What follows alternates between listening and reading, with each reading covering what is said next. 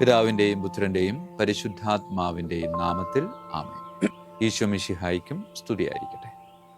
ഇന്ന് അർജന്റീനയിലെ സാൻ നിക്കലാസ് എന്ന് പറയുന്ന സ്ഥലത്ത് വെച്ച് ഗ്ലാഡീസ് ക്യൂറേഗ എന്ന വീട്ടമ്മയ്ക്ക് മുമ്പിൽ പ്രത്യക്ഷപ്പെട്ട പരിശുദ്ധ അമ്മയെപ്പറ്റി നാം ധ്യാനിക്കാൻ പരിശ്രമിക്കുകയാണ്.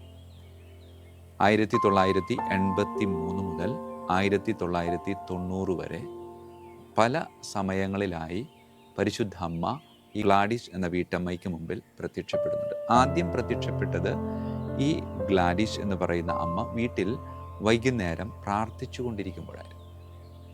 പ്രാർത്ഥിച്ചുകൊണ്ടിരിക്കുമ്പോൾ പ്രത്യക്ഷപ്പെട്ട അമ്മയുടെ ഒരു പ്രത്യേകത എന്ന് പറയുന്നത് സ്വാഭാവികമായും കയ്യിൽ ഉണ്ണീശോ ഉണ്ടായിരുന്നു, ഒപ്പം ജപമാലയും ഉണ്ടായിരുന്നു. ഈ അമ്മ ഈ മകൾക്ക് നൽകിയ സന്ദേശത്തിൻ്റെ പൊരുൾ എന്ന് പറയുന്നത് ജപമാല ചൊല്ലുക, മാനസാന്തരത്തിലേക്ക് തിരിച്ചു വരിക എന്നുള്ള പൊതുവായ സന്ദേശങ്ങൾ നൽകുന്നുണ്ട് എങ്കിലും വളരെ പ്രധാനപ്പെട്ട ഒരു സന്ദേശം നൽകിയത് വിശുദ്ധ ഗ്രന്ഥത്തോട്, ദൈവവചനത്തോട് താല്പര്യമുള്ള മക്കളായിട്ട് ജീവിക്കണം. ദൈവവചനം വായിക്കാനും ധ്യാനിക്കാനും വചനമനുസരിച്ച് ജീവിക്കാനും അമ്മ ഇവളിലൂടെ ലോകത്തോട് ആഹ്വാനം ചെയ്യുകയാണ്. ഈ പരിശുദ്ധ അമ്മ ദൈവവചനവുമായി ബന്ധപ്പെട്ട് ഈ ഗ്ലാഡീസ് എന്ന് പറഞ്ഞ അമ്മയ്ക്ക് നൽകിയ സുന്ദരമായൊരു സന്ദേശം ഇങ്ങനെയായിരുന്നു: വചനം വായിക്കാത്തവൻ വഴിയറിയാതെ യാത്ര ചെയ്യുന്നവന് തുല്യമാണെന്നാണ് പറയുന്നത്. വചനം വായിക്കാത്തവൻ വഴിയറിയാതെ യാത്ര ചെയ്യുന്ന സഞ്ചാരിക്ക് തുല്യനാണ്. ആയതിനാൽ പ്രിയമുള്ളവരെ, വഴിയറിയുന്ന സഞ്ചാരിയായി ജീവിക്കാൻ വചനം ധ്യാനിക്കണമെന്ന് അമ്മ ഈ ഗ്ലാഡീസ് എന്ന അമ്മയിലൂടെ നമ്മോട് ആഹ്വാനം ചെയ്യുകയാണ്.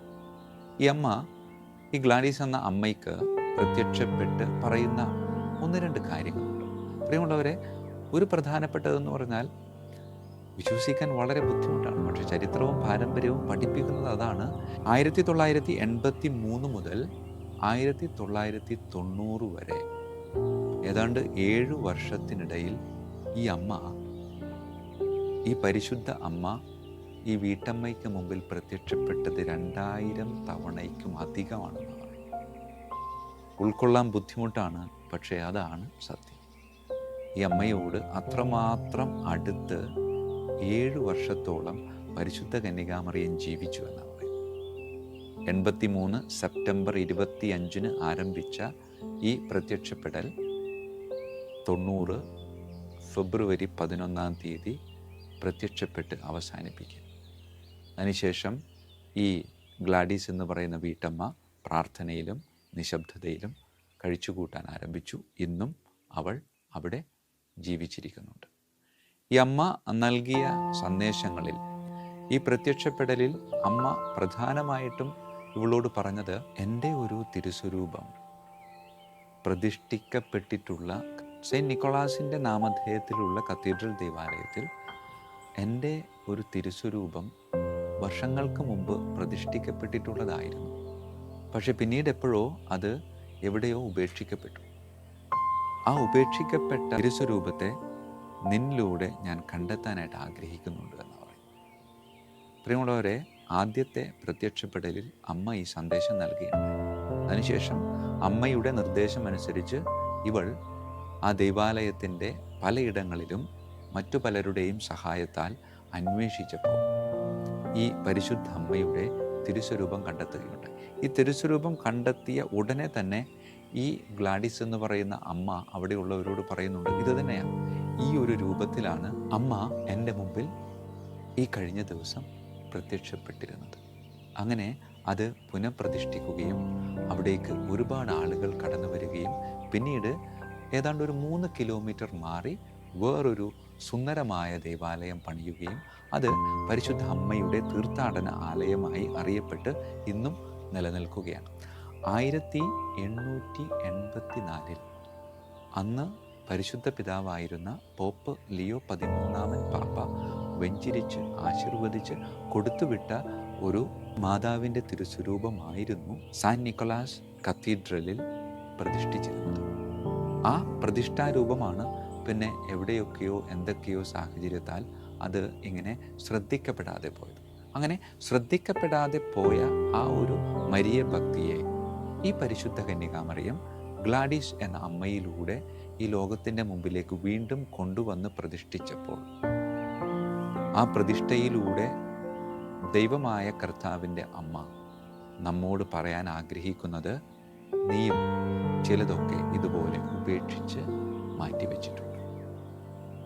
വെളിപാടിൻ്റെ പുസ്തകം 2-ാം അധ്യായം 4-ാമത്തെ തിരുവചനത്തിൽ നാം ഇങ്ങനെ വായിക്കുന്നുണ്ട്, എങ്കിലും മകനെ, എനിക്ക് നിനക്കെതിരെ ഒരു പരാതിയുണ്ട്. ആദ്യമുണ്ടായിരുന്ന സ്നേഹം നിനക്കിപ്പോൾ ഇല്ല. അതുകൊണ്ട് ആദ്യത്തെ സ്നേഹത്തിലേക്ക് നീ തിരിച്ചു വരണമെന്നാണ്. പ്രിയമുള്ളവരെ, അർജൻറ്റീനയിലെ സാൻ നിക്കോളാസ് അമ്മ നമ്മോട് ആവശ്യപ്പെടുന്നതും ഇത് തന്നെയാണ്. വിശുദ്ധ ഗ്രന്ഥ വായനയിലൂടെ നിനക്ക് നഷ്ടപ്പെട്ടു പോയ ആ ഒരു ദൈവീക ചൈതന്യം നീ വീണ്ടെടുത്ത് കർത്താവിൻ്റെ അമ്മയിലൂടെ വിശുദ്ധ ബലിപീഠത്തിലേക്ക് കടന്നു വരണമെന്ന് പരിശുദ്ധ അമ്മ നമ്മോട് ആഹ്വാനം ചെയ്യുകയാണ്. ആയതിനാൽ പ്രിയമുള്ളവരെ, പ്രാർത്ഥിക്കാൻ നമുക്ക്. പരിശുദ്ധ അമ്മയുടെ മാധ്യസ്ഥ്യം യാചിക്കാം. കരങ്ങൾ കൂപ്പാം, കണ്ണുകളടക്കാം. കാരുണ്യവാനായ കർത്താവേ, തീർച്ചയായും എനിക്ക് ആദ്യമുണ്ടായിരുന്ന പല നന്മകളും നഷ്ടപ്പെട്ടു പോയിട്ടുണ്ട്. കുഞ്ഞായിരുന്നപ്പോൾ ഞാൻ എൻ്റെ ഉള്ളിൽ സൂക്ഷിച്ച പല ഗുണങ്ങളും ഇന്ന് എവിടെയോ നഷ്ടപ്പെട്ടു എന്നത് ഞാൻ തിരിച്ചറിയുകയാണ്. കാരുണ്യവാനായ കർത്താവേ, വളർന്നു വലുതായപ്പോൾ പലതും എൻ്റെ ഉള്ളിൽ മുരടിച്ചു പോയിട്ടുണ്ട്. ആ മുരടിച്ചു പോയത് നിത്യമായ ജീവിതത്തിന് അത്യാവശ്യമുള്ളതാണ് എന്ന് ഞാൻ തിരിച്ചറിയുകയാണ്. ആയതിനാൽ ഇതാ കർത്താവിൻ്റെ ദാസി, നിന്റെ വാക്ക് എന്നിൽ നിറവേറട്ടെ എന്ന് പറഞ്ഞ അമ്മയുടെ മാധ്യസ്ഥ്യം യാചിച്ച് കർത്താവിൻ്റെ വാക്കിന് ചെവി കൊടുത്ത് വഴിയറിയാവുന്ന മക്കളായി ഈ ലോകത്തും പരലോകത്തിലേക്കും ജീവിക്കാൻ ഞങ്ങളെ അനുഗ്രഹിക്കണമേ. കർത്താവായ ക്രിസ്തു വഴി ഞങ്ങൾ സമർപ്പിക്കുന്ന പ്രാർത്ഥന കേട്ടരുളണമേ. ആമേൻ. ഈശോ മിശിഹായ്ക്കും സ്തുതിയായിരിക്കും.